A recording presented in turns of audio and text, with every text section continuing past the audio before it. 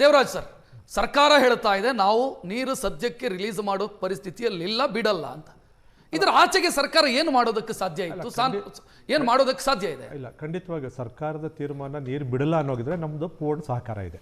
ಅದಕ್ಕೆ ಅವ್ರು ನಿಂತ್ಕೊಂತಾರ ಅನ್ನೋದಷ್ಟೇ ನಮಗೆ ಮುಖ್ಯ ಆಗಿರೋದು ಹೊರತು ಅವ್ರು ಬಿಡಲ್ಲ ಅನ್ನೋಗಿದ್ರೆ ಖಂಡಿತವಾಗಿ ನಾವು ಅದನ್ನು ಸ್ವಾಗತ ಮಾಡ್ತೀವಿ. ಅದಕ್ಕೆ ನಮ್ಮ ಸಂಪೂರ್ಣವಾದ ಸಹಕಾರ ಆಗಿದೆ. ಆದರೆ ಮತ್ತೆ ನೀರು ಬಿಡಲ್ಲ ಅಂತ ತೀರ್ಮಾನನ ಖಂಡಿತವಾಗಿ ತೊಗೊಂಡ್ಬಿಟ್ರೆ, ಗಟ್ಟಿಯಾಗಿ ನಿಂತ್ಕೊಂಡ್ಬಿಟ್ರೆ ಅದಕ್ಕೆ ಈ ಚರ್ಚೆಗಳೇ ಬರೋದಿಲ್ಲ, ಈ ಸಮಸ್ಯೆಗಳು ಏನು ಬರ್ತೋ ಫೇಸ್ ಮಾಡೋಣ, ಅದು ಒಂದು ಕಡೆ ಆಯಿತು.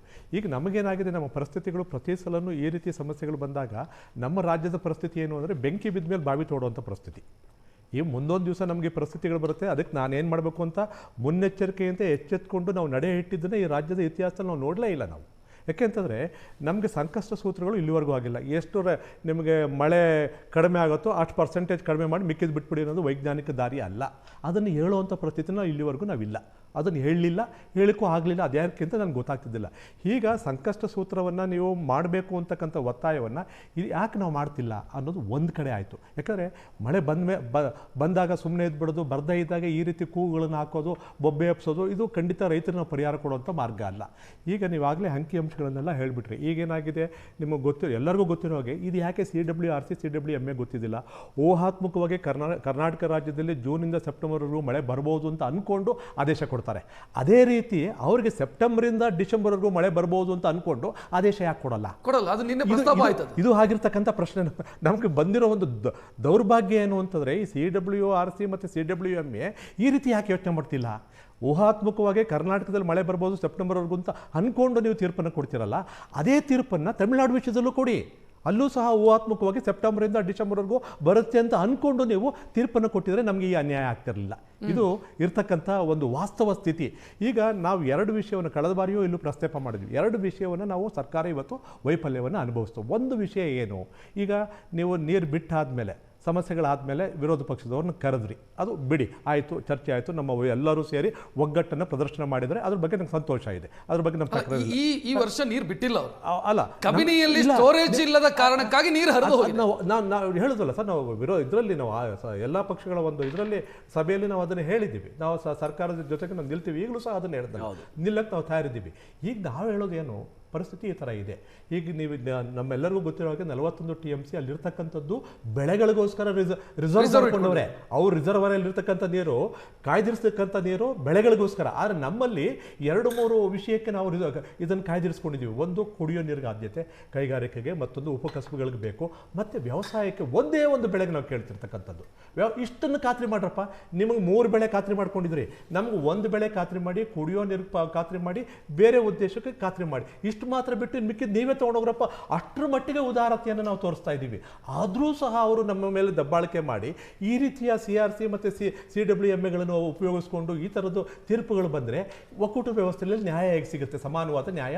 ದೇವರಾಜ್ ಅವರೇ, ಈ ಪ್ರಾಧಿಕಾರಕ್ಕೆ ಅಥವಾ ಸಮಿತಿಗೆ ಕಣ್ ಕಾಣಿಸೋದಿಲ್ವಾ, ಅಥವಾ ನಾವು ಅವರಿಗೆ ತೋರಿಸುವಂತ ಕೆಲಸಗಳು ಆಗಲಿಲ್ಲ? ಇಲ್ಲ, ಎರಡೂ ಸತ್ಯ ಸರ್, ಇದರಲ್ಲಿ ಎರಡೂ ಸತ್ಯ. ಈಗ ಒಂದು ವಿಷಯ ನಿಮಗೆ ಹೇಳ್ತೀನಿ, ನಮ್ಮ ರಾಜ್ಯದಲ್ಲಿ ಇವತ್ತಿನ ದಿವಸ ನಮಗೇನಾಗಿದೆ, ಸರಿಸುಮಾರು ನೋಡಿ 54 ತಾಲೂಕುಗಳಲ್ಲಿ ಬಹಳಷ್ಟು ತೀಕ್ಷ್ಣವಾದಂಥ ಇಂಟೆನ್ಸಿವ್ ಡ್ರಾಟ್ ಇದೆ, ಬರಗಾಲ ಇದೆ, ಇಂಟೆನ್ಸಿವ್.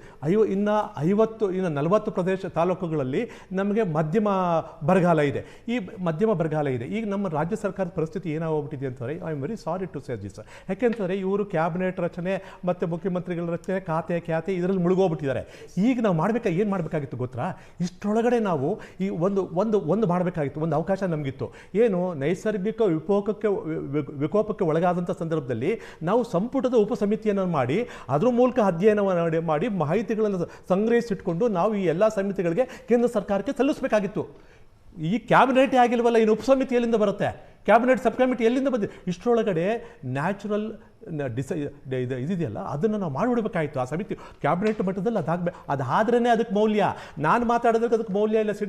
CWRCಗೆ ಆಗಲಿ CWMAಗೆ ಆಗಲಿ ನಾವು ಎಷ್ಟೇ ಚರ್ಚೆಗಳು ಮಾಡಲಿ ಅದಕ್ಕೆ ಮೌಲ್ಯ ಇರೋಲ್ಲ. ಆದರೆ ಕ್ಯಾಬಿನೆಟ್ ಸಬ್ ಕಮಿಟಿ ಮಾಡಿದ್ರೆ ಸರ್ಕಾರ ಸಲ್ಲಿಸಬೇಕಾಗಿರುವಂತ ಅಷ್ಟು ವಾದವನ್ನ ಪರಿಣಾಮಕಾರಿಯಾಗಿ ಹೇಳಿ ಸರ್. ಇದರ ಆಚೆಗೆ ಏನು ಮಾಡೋದು, ಯಾವ ವಾದವನ್ನು ಅದನ್ನೇ ಹೇಳ್ತಿರೋದು ನಾನು ಹೇಳ್ತಿರೋದು. ನೀವಿವಾಗ ನಿಮಗೆ ನೀವೇನು ಹೇಳಬೇಕಾಗಿತ್ತು, ಕ್ಯಾಬಿನೆಟ್ ಸಬ್ ಕಮಿಟಿ ಮಾಡಿ, ನಮ್ಮಲ್ಲಿ ಡ್ರಾಟ್ ಪರಿಸ್ಥಿತಿ ಈ ಥರ ಇದೆ, ಇನ್ನೊಂದು ಕಡೆ ಅತಿವೃಷ್ಟಿಯಾಗಿದೆ, ಮತ್ತೊಂದು ಕಡೆ ಅನಾವೃಷ್ಟಿಯಾಗಿದೆ. ನಮಗೆ ಈ ಒಂದು ತುಲನಾತ್ಮಕವಾದ ಅಂಕಿಅಂಶಗಳನ್ನು ಕ್ಯಾಬಿನೆಟ್ ಸಬ್ ಕಮಿಟಿ ಮೂಲಕ ನೀವು ಕಳಿಸ್ಕೊಡ್ಬೇಕಾಗಿತ್ತು ಕೇಂದ್ರ ಸರ್ಕಾರಕ್ಕೆ ಮತ್ತು ಈ ಸಮಿತಿಗಳಿಗೆ. ಇಲ್ಲಿ ನಾವು ಎಡವಟ್ ತಪ್ಪು ಮಾಡ್ತಿರ್ತಕ್ಕಂಥದ್ದು. ಯಾಕೆ ಇಷ್ಟು ದಿವಸ ನೀವು ಉಪಸಮಿತಿಯನ್ನು ಮಾಡಲಿಲ್ಲ? Yes. ಏನಾಗಿತ್ತು ತೊಂದರೆ ನಿಮಗೆ? ಯಾರು ನಿಮ್ಮನ್ನು ಹಿಡಿದಿಟ್ಟಿದ್ದವರು? ನಿಮ್ಮ ಒಳಜಗಳಕ್ಕೆ ನಿಮ್ಮ ಆಂತರಿಕ ಸಮಸ್ಯೆಗಳ ಬಗ್ಗೆ ರಾಜ್ಯದ ಹಿತವನ್ನು ಬಲಿ ಕೊಡ್ತಕ್ಕಂಥದ್ದು ಎಷ್ಟು ಮಟ್ಟಿಗೆ ಸರಿ?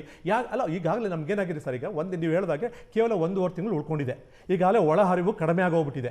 ಒಳಹರಿವು ಕಡಿಮೆ ಆದಂಥ ಸಂದರ್ಭದಲ್ಲಿ 15 TMC ನೀರು ಕೊಡಿ ಅಂತ ಹೇಳ್ತಕ್ಕಂಥದ್ದು ಯಾವ ಒಂದು ಊಹಾತ್ಮಕವಾಗಿ ನೀವು ಕೊಟ್ರಿ? ಸ್ಟೋರೇಜ್ ಮೇಲೆ ಕೇಳ್ತಾ ಇರೋದು. ಸ್ಟೋರೇಜ್ ಇರ್ತಕ್ಕಂಥದ್ದು ಇವಾಗ ಕಾವೇರಿ ಈ CWRCಗೆ ಆಗಲಿ CWMA ಆಗಲಿ 2 ಜವಾಬ್ದಾರಿ ಇದೆ. ಒಂದು, ಕರ್ನಾಟಕಕ್ಕೆ ಏನು 284-83 TMC ನೀರನ್ನು ನಮಗೆ ಕೊಟ್ಟಿದ್ದಾರೋ ಅದನ್ನು ಬಳಸ್ಕೊಳ್ಳಿಕ್ಕೂ ಇವರು ಅವಕಾಶ ಮಾಡಿಕೊಡ್ಬೇಕು. ತಮಿಳುನಾಡಿಗೆ ಏನು ಅವಕಾಶ ಕೊಟ್ಟಿದ್ರು ಅದನ್ನು ಬಳಸ್ಕೊಳ್ಳಿಕ್ಕೆ ಅವ್ರಿಗೆ ಅವಕಾಶ ಕೊಡಬೇಕು. ಆ ಜವಾಬ್ದಾರಿ ಅವ್ರ ಮೇಲೆ ಇದೆಯಲ್ಲ, ಅದನ್ನು ನಾವು ಹೇಳಬೇಕಲ್ವ ಸರ್? ಈಗ ನಮಗೆ ಬೇಕಾಗಿರ್ತಕ್ಕಂಥದ್ದೇನು, ನಾವು ಯಾವುದು ಅಧಿಕೃತವಾದ ಮಾಹಿತಿ ಯಾವ್ದು ಗೊತ್ತಾ? ನಮ್ಮ ರಾಜ್ಯ ಸರ್ಕಾರದ ಸಂಪುಟದ ಉಪಸಮಿತಿ ಈ ಒಂದು ನೈಸರ್ಗಿಕ ವಿಕೋಪವನ್ನು ಅಧ್ಯಯನ ಮಾಡಿ ಅಂಕಿಅಂಶಗಳ ಸಮೇತ ಈ ಸಮಿತಿ ಸಬ್ ಕಮಿಟಿ ಯಾವುದು ಕ್ಯಾಬಿನೆಟ್ ಸಬ್ ಕಮಿಟಿ ಅಂದಾಜಿತ್ತು. ರಾಜ್ಯದಲ್ಲಿ ಬರಗಾಲದ ಅಂದಾಜಿತ್ತು, ಮಳೆ ಕೊರತೆ ಅಂದಾಜಲ್ಲ ಸರ್, ಇದು ವಾಸ್ತವ. ಇದು